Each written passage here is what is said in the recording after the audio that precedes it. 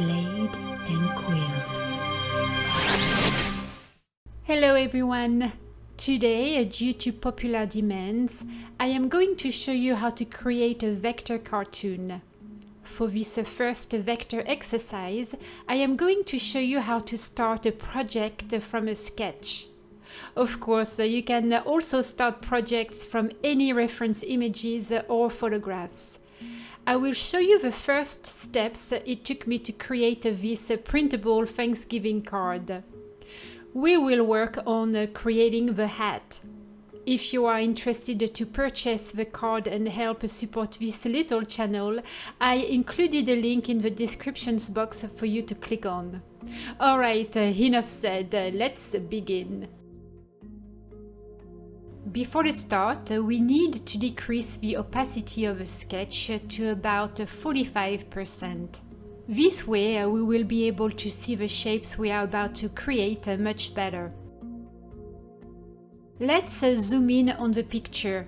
If you hold the Ctrl key and the spacebar at the same time on your keyboard, you will see a magnifying glass icon appear on your screen. Using the left mouse button, drag the image to zoom in or out. Now to move the image, hold the spacebar down. Alright, it's time to create a vector layer above the sketch. Click on the drop-down menu right by the Add Layer button. Choose a vector layer. To create our first shape, we are going to use the ellipse tool.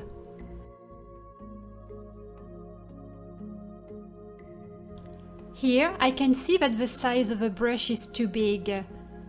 Let's change the size by typing 5 in the box and click Enter. We are going to leave the black and white colors alone. In the Tool Options docker, select Not Filled in the Fill option drop-down menu. In the Outline drop-down menu, leave the option to Brush. This means that the outline size of the ellipse we are about to create will match the size of the brush we just set at 5 pixels. To create an ellipse, click once on the canvas and, leaving your finger pressed on the left mouse button, drag your mouse down. Click on the Select Shapes tool. Click anywhere inside the shape to activate the functionalities. As you can see, guides appeared all around the ellipse. First, let's move the shape into place. Click at the center of the ellipse, and when you see the four-headed white arrow appear, move the ellipse on the top of the hat. Now we are going to rotate the shape over the sides of the guides. When you see the double-headed black arrow, rotate the ellipse in the same direction of the hat. Now, using any of the nodes located on the sides or in the corners of your guide, increase or decrease the size of your shape.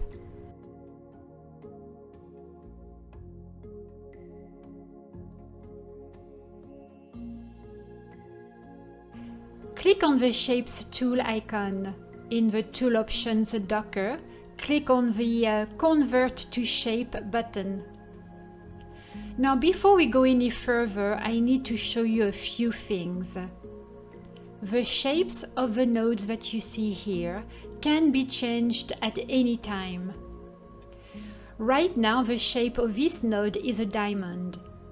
If I hold down the Ctrl key on my keyboard and click once on the node, it transforms into a circle. I am going to hold down the Ctrl key on my keyboard again and click once more on the node. This time it transforms into a square. So let me show you what each of these nodes can do for you.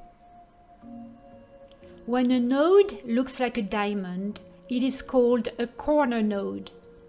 Click on it and handles appear. You can move the handles in all directions. They are independent of each other. You can also increase or decrease their size. When a node looks like a circle, it is called a smooth node. Here you will notice that you cannot move the handles freely. They will only move in opposite directions. However, you can still increase or decrease their size. When a node looks like a square, it is called a symmetric node. Just like the smooth node, the handles only move in opposite directions. Now please be careful. If you increase or decrease the size of one handle, the opposite handle will adjust accordingly and mimic its size.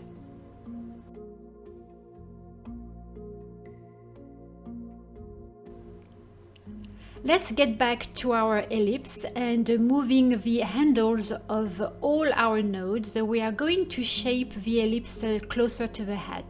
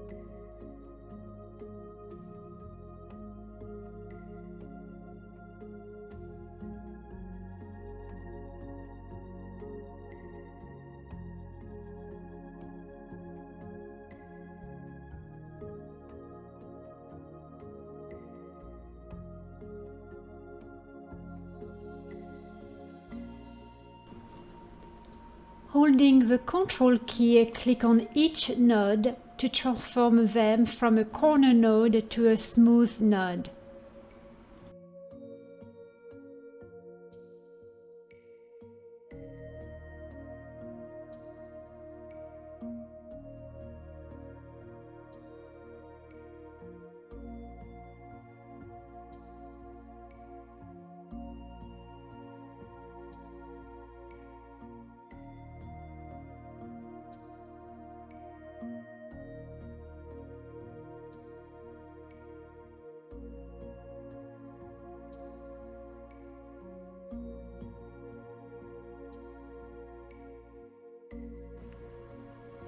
It is time to add more points.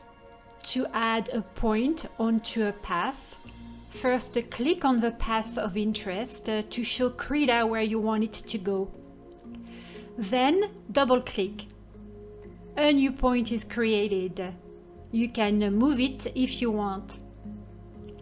Let's add more points. Now don't forget, click first on the path of interest where you want your points to be, and then double-click to add it.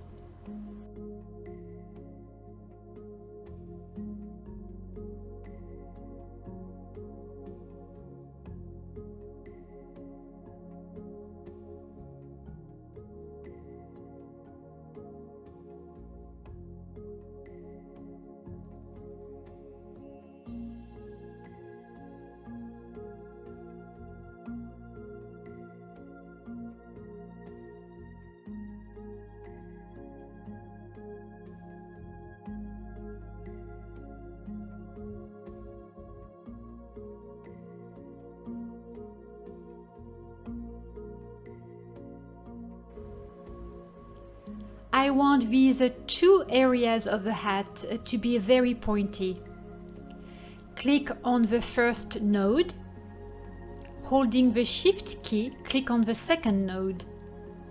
Now go to the Tool Options Docker and click on the Make Line Point icon, this one here. And voila, we have created two pointy corners.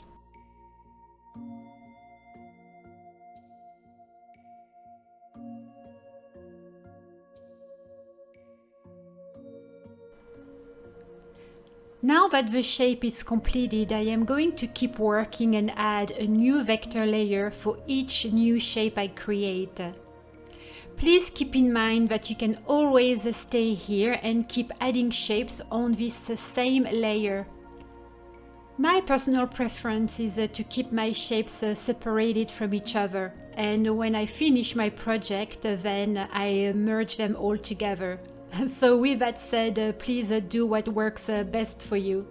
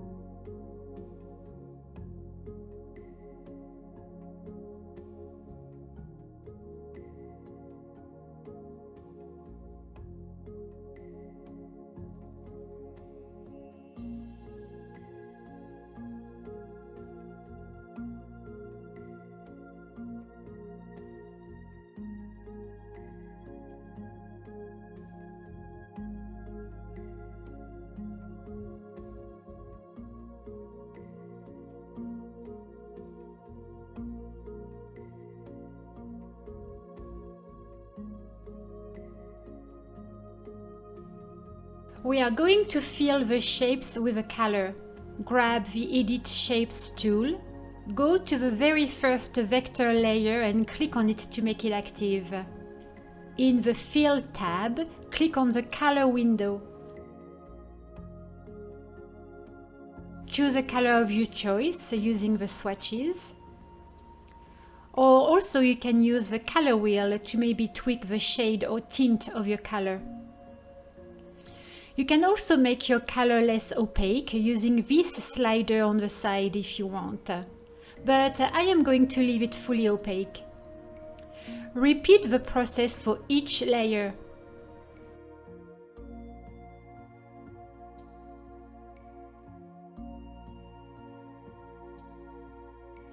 And we are done. We have created a beautiful vector hat. This is how I create my vector cartoons. Next week I will show you how to group and unite shapes together, how to remove points, and how to do a few more things. So thank you for all of you who have contacted me directly using the contact page on my website. I appreciate all your requests and suggestions. Going to my website is definitely the best place to contact me. So I will see you next Monday. Have a great week, and please make sure to hit the like button if this tutorial was helpful. Until next time, au revoir et à bientôt.